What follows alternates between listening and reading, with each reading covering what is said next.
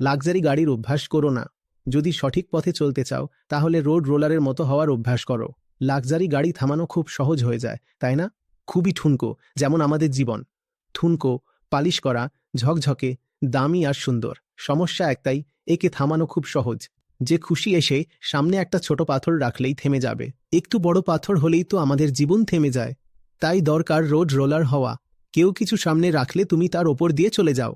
আর যদি মনে হয় সামনে যারা দাঁড়াচ্ছে তারা সহজে সরবে না, তাহলে রোড রোলার ছেড়ে ট্যাঙ্ক হও। যা কিছু সামনে আসবে সব গুড়িয়ে দেবে। আর যদি কেউ বেশি বিরক্ত করে তখন উড়িয়ে দাও। শুধু এটাই যে তখন কেউ বলবে না, বাহ কত সুন্দর। অর্জুন ট্যাঙ্ক দেখে কেউ কি বলে, বাহ কি দারুণ।